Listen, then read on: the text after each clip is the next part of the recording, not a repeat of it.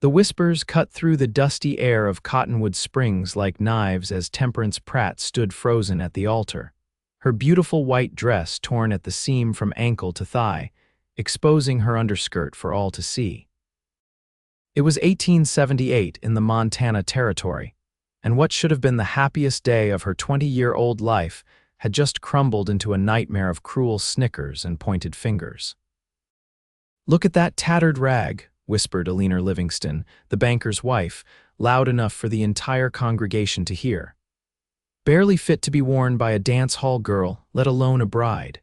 Tears welled in Temperance's eyes as she glanced down at the jagged tear. The stagecoach ride to town had been rough, and when she'd caught her dress on a loose nail while climbing down, she hadn't realized how bad the damage was. Now she stood exposed, humiliated, and worst of all, abandoned. The groom, Harold Whitman, stood stiffly beside her, his face flushed with embarrassment rather than concern. "I cannot proceed," he muttered to the minister. "This is unseemly." Temperance felt her heart shatter as Harold stepped away, retreating down the aisle without a backward glance. Her hands trembled as she clutched at the torn fabric, trying desperately to hold it together, much like she was trying to hold herself together. The church fell silent, the kind of heavy silence that preceded a storm of gossip. A chair scraped against the wooden floor. A tall figure rose from the back pew, someone Temperance didn't recognize. His spurs jangled softly as he walked forward, his weathered brown coat swinging open with each purposeful stride. The stranger's face was partially shadowed by his wide-brimmed hat, but Temperance could see a strong jaw covered with a neatly trimmed beard. Without a word, he removed his coat and gently draped it around her shoulders, covering the tear in her dress. The coat smelled of leather, tobacco, and the open plains earthy and somehow comforting. "You look beautiful, miss," he said, his voice low enough that only she could hear. "Don't let anyone tell you different." Temperance clutched the coat around her, grateful for both the covering and the kindness. The stranger turned to face the congregation, his eyes narrowing as they swept across the judgmental faces. "Ain't a soul here who hasn't been torn or tattered at some point," he said, his voice carrying to the rafters. "Only difference is, some wear their tears on the outside where honest folk can see them." He offered Temperance his arm. "Name's Dawson O'Malley, madam. Would you allow me to escort you out of here?" Temperance hesitated only a moment before placing her trembling hand on his arm. "Temperance Pratt," she whispered, "and yes, please." Together they walked down the aisle, past the shocked faces of Cottonwood Springs' finest citizens. As they reached the door, Dawson paused and looked back at Harold, who stood awkwardly near the pulpit. "A man who abandons his bride over a torn dress wouldn't be worth much when life truly tears at the seams," Dawson said, his words hanging in the air like smoke from a six-shooter. Outside in the warm May sunshine, Temperance felt the first deep breath enter her lungs since the disaster began. "Thank you, Mr. O'Malley. I don't know what I would have, just Dawson, please," he interrupted gently, "and there's no need for thanks. I just can't abide seeing good folk treated poorly." "Well, Dawson, I appreciate your kindness, but I should probably—" Her voice trailed off as she realized she had nowhere to go. The small room she'd rented to prepare for the wedding was paid for by Harold, and her family's homestead was a day's ride away. Dawson seemed to read her thoughts. "My sister Abigail runs the millinery shop down the street. She's got rooms upstairs where she stays. I reckon she'd be happy to offer you a place until you sort things out." Temperance nodded gratefully, clutching the coat tighter around her shoulders as they walked down the dusty main street. She was acutely aware of curious eyes watching from shop windows, but Dawson's steady presence beside her provided a shield against their prying gazes. Abigail O'Malley proved to be as kind as her brother. A petite woman with Dawson's same deep blue eyes, she welcomed Temperance without question, immediately ushering her upstairs to a small but tidy guest room. "Don't you worry about a thing, Miss Pratt," Abigail said, her hands busy gathering spare clothes from a trunk. "I've got some dresses that might fit you, and we'll have that wedding dress mended in no time. I'm not sure I'll have use for it now, Temperance replied, her voice catching. Abigail's expression softened. Every dress has its purpose, just like every heartbreak. Sometimes the purpose changes, that's all. Left alone in the room, Temperance finally allowed herself to cry, tears flowing freely down her cheeks as she sat on the edge of the narrow bed. Her dreams of marriage to Harold, of building a life in town where she wouldn't have to struggle against the harsh realities of homesteading, had vanished in an instant. She was still sitting there when a soft knock came at the door an hour later.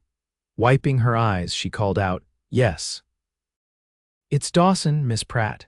Abigail's prepared some supper if you're feeling up to joining us." Temperance had changed into one of Abigail's spare dresses, a simple blue cotton that was a bit loose in the bodice but otherwise fit well enough. She opened the door to find Dawson standing respectfully in the hallway, hat in hand. "Thank you," she said. "I am rather hungry." Over a simple but hearty meal of beef stew and fresh bread, Temperance learned that Dawson wasn't just passing through Cottonwood Springs. He owned a cattle ranch about 10 miles outside of town, where he lived with 2 ranch hands and a cook. "I was in town to order supplies when I decided to stop by the church," he explained. "Heard there was to be a wedding, and I've always been fond of celebrations." "Well, I'm glad you were there," Temperance said softly, "though I'm sorry you witnessed such a spectacle." "The only spectacle was how poorly they treated you," Dawson replied, his jaw tightening momentarily.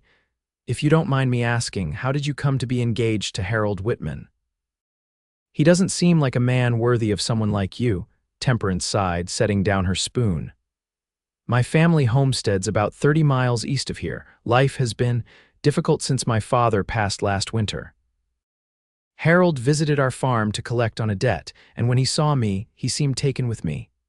He proposed within a month, offering to pay off our debts and promising my mother and younger siblings a better life. So it was a bargain more than a love match," Abigail observed gently.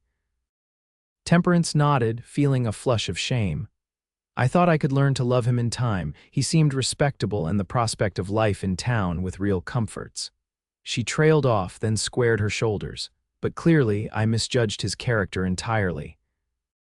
Dawson's expression was thoughtful. "What will you do now? Return home, I suppose. Help my mother with the homestead and my siblings." The prospect filled her with a mixture of relief and dread. She loved her family deeply, but the hardships of frontier life had worn her down, especially after her father's death. "I'm heading that direction tomorrow," Dawson offered. "I'd be happy to escort you home." Abigail reached across the table to pat Temperance's hand. "And don't you worry about tonight. You're welcome to stay here as long as needed." That night, as Temperance lay in the unfamiliar bed, staring at moonlight casting shadows on the ceiling, she found herself thinking not about Harold's rejection, but about Dawson O'Malley's unexpected kindness. There was something in his steady gaze that had made her feel truly seen for the first time in a very long while. Morning came with the sound of birdsong and the distant clanging of the blacksmith's hammer. Temperance dressed in the borrowed clothes, carefully folding her torn wedding dress and placing it in a small carpet bag Abigail had provided. Whether she would ever wear it again or repurpose the fabric, she wasn't yet sure.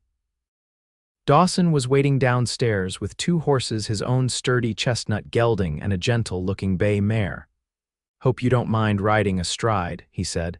"It's a fair distance to your homestead." Temperance smiled, feeling more herself than she had in months. "Mr. O'Malley, I've been riding astride since I was 6 years old. It's only in town that I pretend to be a proper lady." A slow grin spread across Dawson's face. "I had a feeling you were made of sterner stuff than Cottonwood Springs gives you credit for." The day was clear and warm as they rode eastward, following the winding path of Cottonwood Creek, before turning onto the trail that led to the more remote homesteads. Temperance felt a weight lifting from her shoulders with each mile they put between themselves and town. "May I ask you something, Mr. O'Malley? I believe we've established that it's Dawson," he reminded her with a smile. "Dawson, then. Why did you help me yesterday? You didn't know me from Eve." He was quiet for a moment, adjusting his hat against the sun.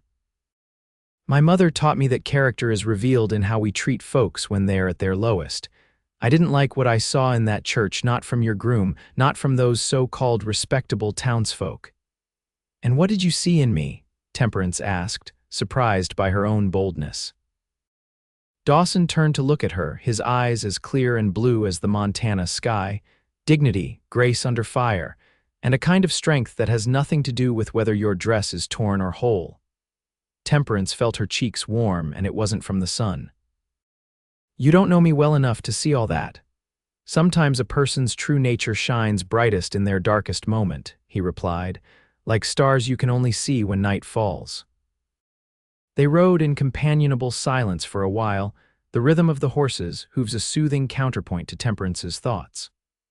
Around midday, they stopped by a small stream to rest the horses and eat the lunch Abigail had packed for them: thick slices of bread, cheese, and dried apple slices. Tell me about your ranch, Temperance said as they sat on sun-warmed rocks by the water. Dawson's face lit up as he described the rolling pastures, the sturdy barn he'd built with his own hands, and the small but comfortable house that overlooked the valley. It's not fancy, he admitted, but there's a certain peace there I've never found anywhere else. It sounds wonderful, Temperance said sincerely. How long have you had it? Going on 5 years now. Worked as a trail boss for the Harrison outfit for 7 years before that, saved every penny I could. Started with just 50 head of cattle and that plot of land nobody else wanted because of the rocky north section. He smiled at the memory. Now I've got nearly 300 head and I'm looking to expand come spring. You've done well for yourself, Temperance observed. Dawson shrugged. I've been fortunate and stubborn. He glanced at her. Your father's homestead, is it workable land? Temperance sighed. Parts of it. The soil's decent enough, but water's always been an issue. Pa dug 2 wells before finding one that didn't run dry by August, and without him. She trailed off, the reality of her family's situation weighing heavily again. It's hard for a woman alone to run a homestead, Dawson said quietly. My mother does her best, Temperance replied with a touch of defensiveness, and I help as much as I can, but with 4 younger siblings to care for as well. She looked away across the stream to the distant hills. That's why Harold's proposal seemed like providence, a way out for all of us. Dawson nodded thoughtfully, not pressing further. They finished their meal and continued on their journey, the landscape gradually changing from rolling grasslands to more rugged terrain as they approached the foothills where Temperance's family had staked their claim. It was late afternoon when they crested a small rise and Temperance pointed to a cluster of buildings nestled in a small valley. There it is, home. The Pratt homestead was modest, a main cabin built of rough-hewn logs, a small barn, a chicken coop, and what appeared to be a partially constructed addition to the house. A thin column of smoke rose from the stone chimney, and as they drew closer, Temperance could see her youngest brother, Samuel, playing in the yard with their dog. Tempe, the 8-year-old boy shouted when he spotted them, dropping the stick he'd been throwing and racing toward them. Tempe's back. By the time they reached the yard, the cabin door had opened, and Martha Pratt emerged, wiping her hands on her apron, her face a mixture of confusion and concern. Behind her came Temperance's other siblings, 16-year-old Jonathan, 14-year-old Ruth, and 10-year-old Esther. Temperance, her mother called, what are you doing here? Where's Harold? Dawson dismounted smoothly and moved to help Temperance down from her horse, though she clearly didn't need the assistance. She accepted his hand anyway, grateful for the momentary support before facing her family. There's been a change of plans, Ma, she said, forcing brightness into her voice. This is Mr. Dawson O'Malley. He was kind enough to escort me home. Martha Pratt's shrewd eyes took in the situation quickly. Her daughter returned the day after her supposed wedding, wearing unfamiliar clothes, accompanied by a strange man. Her face softened with understanding. Well then, Mr. O'Malley, it seems we owe you our thanks. Won't you come inside? I've got stew on the stove, and you must be tired from your journey. The cabin was small but meticulously clean, with handmade curtains at the windows and a colorful braided rug on the plank floor. While the younger children peppered Dawson with questions about his ranch and his horse, Martha pulled Temperance aside. What happened? she asked quietly. Temperance briefly explained the disastrous wedding, Harold's rejection, and Dawson's unexpected kindness. Her mother listened without interruption, her weathered face betraying little emotion until Temperance finished. "Well," Martha said finally, "it seems the Lord was watching out for you after all. Better to discover Harold's true nature before the vows than after." She glanced toward Dawson, who was showing Samuel how to properly tie a rancher's knot with a piece of string. "And this Mr. O'Malley seems a decent sort." "He is, Ma," Temperance agreed, "but don't go getting any ideas. He was just being kind to a stranger in distress." Martha's eyes twinkled. "If you say so, dear. Now help me set the table. Your Mr. O'Malley looks like a man who appreciates a good meal." Dinner was a lively affair, with the children eager to hear stories from someone new. Dawson obliged with tales of cattle drives and frontier adventures, carefully edited for young ears. Temperance found herself watching him interact with her family, noting the genuine interest he showed in Jonathan's questions about ranching and the gentle patience he exhibited with Samuel's endless curiosity. "You'll stay the night, of course," Martha insisted when the meal was finished. "It's too late to start back, and we've room in the barn loft," Dawson accepted graciously. As the evening settled in, he and Jonathan went to tend to the horses while Temperance helped her mother clean up from dinner. Through the window, she could see Dawson examining the partially built addition to the cabin, running his hand along the exposed beams. "Your pa started that just before he took ill," Martha said, following her gaze. "Jonathan's tried to continue the work, but he doesn't have his father's skill with carpentry yet." Later, when the younger children had been tucked into bed, Temperance found Dawson sitting on the porch steps, looking up at the vast canopy of stars overhead. She sat beside him, careful to maintain a proper distance. "Thank you for today," she said softly, "for everything." Dawson turned to look at her, his face half illuminated by the warm light spilling from the cabin window. "You don't need to keep thanking me, Temperance." "I'm not sure that's true," she replied with a small smile. "You've gone well beyond what anyone might expect from a stranger." "Perhaps I don't want to remain a stranger," he said quietly. Temperance felt her pulse quicken, but before she could respond, the cabin door opened and Jonathan stepped out. "Mr. O'Malley," he said hesitantly, "I was wondering if you might take a look at that addition we're trying to build. I can't seem to get the roof angle right, and with winter coming." "I'd be happy to," Dawson replied, rising to his feet. He glanced at Temperance. "If you'll excuse us, Miss Pratt," she nodded, watching as the two men walked toward the half-built structure, their heads bent in conversation. There was something about seeing Dawson here at her family's homestead that felt strangely right, as if he belonged in this landscape, in this life, in a way that Harold Whitman never would have. Morning came with a surprise. Temperance awoke to the sound of hammering and stepped outside to find Dawson and Jonathan working on the addition, a pile of fresh-cut lumber beside them that hadn't been there the day before. "Mr. O'Malley rode into the Watson place at dawn," her mother explained, appearing beside her with a basket of eggs. "Traded them some work with their well pump for those boards they've had seasoning in their barn." Temperance watched, astonished, as the framework for the roof began to take shape under Dawson's guidance. He moved with confidence, showing Jonathan how to make proper joints and secure the beams. By midday, they had accomplished more than Jonathan had managed in weeks of struggling alone. When they broke for the noon meal, Dawson approached Temperance and her mother, wiping his brow with a bandana. "Mrs. Pratt, I was thinking I might stay another day or two, help get that roof properly framed before the weather turns. That is, if you've no objection." "Objection?" "Goodness, Mr. O'Malley, you're an answer to prayer," Martha replied warmly. "But we can't impose on your generosity. You must have your own ranch to tend to." "My foreman can manage things for a few days," Dawson assured her, "and it would be my pleasure to help. A good roof before winter can make all the difference." That evening, after another day of remarkable progress on the addition, Temperance found Dawson at the well, washing up before supper. She approached with a clean towel, which he accepted with a grateful smile. You didn't have to do all this, she said, gesturing toward the newly framed roof structure. Dawson dried his hands and face before answering. Your brother's a quick study, he just needed someone to show him the way. Still, most men wouldn't delay their return home to help strangers. Are we still strangers, Temperance? He asked softly. She met his gaze, feeling that same flutter in her chest that had been growing stronger with each passing hour in his company. No, she admitted, I don't believe we are. Good, he said simply. Because I've been thinking about something, and I'd like to propose an arrangement to you and your mother.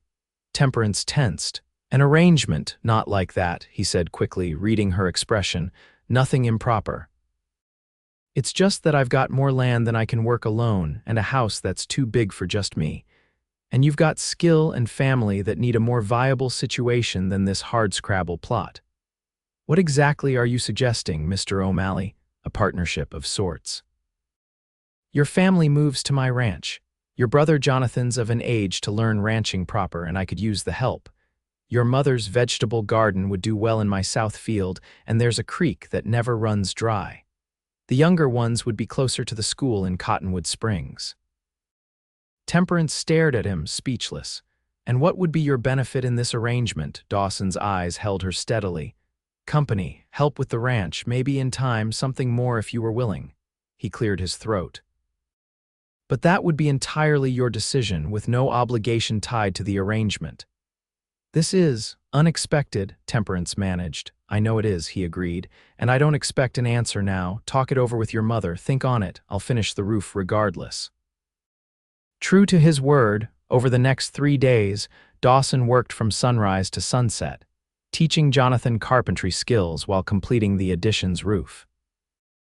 In the evenings, he sat with the family, telling stories that made the children laugh and discussing his ranch proposal in more detail with Martha and Temperance. On the 4th morning, Martha pulled Temperance aside while they gathered eggs from the chicken coop. I've been watching that man, she said without preamble. He works hard, treats the children with respect, and looks at you like you hung the moon. Ma, Temperance protested, feeling her cheeks warm. Don't ma me, Temperance Elizabeth. I'm not suggesting you rush into anything romantic. But his offer makes sense for all of us. This place. Martha gestured around them. Your father loved it, but he's gone now and we're struggling. Mr. O'Malley's proposition would give us a fresh start and Jonathan a future in ranching if he wants it. What if it doesn't work out? Temperance asked, voicing her deepest fear. Martha squeezed her daughter's hand. Life offers no guarantees, child, but I'd rather take a chance on a good man who's proven his character than watch my children slowly wither on this failing homestead. That evening, after the children were asleep, Temperance found Dawson on the porch again, looking at the stars. She sat beside him closer than before. We've discussed your proposal, she said quietly, and, he asked, his voice carefully neutral, we accept with one condition. Dawson turned to face her. Name it. That we all understand this is a practical arrangement between neighbors. Any personal feelings between you and me will develop on their own time if they're meant to. Temperance held his gaze steadily. I won't have my family dependent on my affections. A slow smile spread across Dawson's face. That seems more than fair, Miss Pratt, though I should warn you, I already harbor considerable admiration for you, and I'm not known for hiding my feelings well. Temperance felt a smile tugging at her own lips. I believe I can manage your admiration, Mr. O'Malley. 2 weeks later, the Pratt family's meager belongings were loaded onto 2 wagons, one borrowed from Dawson's ranch, the other their own. The journey to the O'Malley ranch took most of a day, with the younger children alternating between excitement and apprehension about their new home. As they crested the final hill, Temperance caught her first glimpse of Dawson's ranch spread out below them in a verdant valley. The main house was larger than she had imagined, a sturdy 2-story structure with a wide porch wrapping around 3 sides. A large barn stood nearby, along with several smaller outbuildings, and in the distance, cattle grazed on rolling pastures. It's beautiful, she whispered. Dawson, riding beside the wagon she drove, smiled. It'll be more beautiful with people filling it properly. The next weeks were a flurry of activity as the Pratt family settled into their new home. Martha took over the kitchen with quiet efficiency. Jonathan eagerly apprenticed himself to Dawson and his ranch hands, and the younger children explored every corner of their new world with delight. Temperance found herself sharing management of the household with her mother, while also learning about the ranch operations. Each evening, after the day's work was done, she and Dawson would sit on the porch, talking about everything and nothing as the stars appeared overhead. Slowly, carefully, a tender affection grew between them. Dawson never pressed, true to his word that the arrangement was practical first, personal second. But Temperance found herself increasingly drawn to his steady presence, his quiet strength, and the gentle way he had with her siblings. One evening in late October, as the first chill of autumn crept into the air, Dawson invited Temperance for a ride to his favorite spot on the property. They rode to a small rise overlooking the entire valley, dismounting to watch the sunset paint the sky in brilliant oranges and pinks. "I've been meaning to return this to you," Temperance said, reaching into her saddlebag and pulling out his coat, carefully cleaned and folded. "The one you put around me that day in the church." Dawson took it, his fingers brushing hers. "I'd almost forgotten about it." "I hadn't," she said softly. "It was the first kind thing anyone had done for me that day." "Temperance," he said, his voice serious, "these past weeks, having you and your family here, it's made this place truly feel like home for the first time." She met his gaze. "For us too. I know we agreed that any feelings between us would develop in their own time," he continued, taking a step closer. "I've tried to be patient, to give you space to adjust to everything, but I find myself falling more in love with you with each passing day." Temperance's heart raced. "Dawson." "You don't need to say anything," he assured her quickly. "I just wanted you to know where I stand, where my heart stands." She took a deep breath, gathering her courage. "The day we met, when my dress tore and Harold abandoned me, I thought my life was over. I couldn't see past the humiliation, the rejection." She moved closer to him. "But now I understand it was actually the beginning. If my dress hadn't torn, if Harold hadn't shown his true nature, if you hadn't been there." "If," Dawson echoed, a smile playing at his lips. "Life is full of ifs," Temperance agreed. "But here's what I know for certain. I'm falling in love with you too, Dawson O'Malley." The kiss that followed was gentle at first, a question asked and answered in the tender press of lips. When they finally pulled apart, the first stars were appearing in the darkening sky. "Look at that," Dawson murmured, his arm around her waist. "Just like I told you, sometimes the stars only show themselves when night falls." Temperance leaned her head against his shoulder. "And sometimes a torn dress leads to the most beautiful beginning." 6 months later, on a perfect spring day, Temperance Pratt stood once again before a minister. But this time there were no whispers, no mockery. She wore a simple dress of cream-colored silk that Abigail had helped her make, and when a loose thread caught on a rosebush as she walked to the arbor, Dawson had built for the occasion. The small tear that resulted only made her laugh. "A good omen," she whispered to Dawson as she took her place beside him, his eyes, blue as the Montana sky above them, crinkled with understanding. "You're beautiful," he whispered back, loud enough for everyone to hear, torn dress and all. Surrounded by her family and a handful of true friends, Temperance married Dawson O'Malley on the ranch that had become home to them all.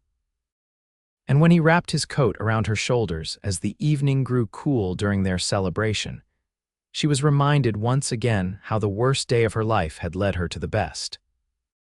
Years later, when their own children asked how they met, Dawson would always begin the story the same way. It started with a torn dress and ended with a mended heart. And Temperance would smile because some tears, she had learned, were worth enduring for the strength and beauty that grew from them.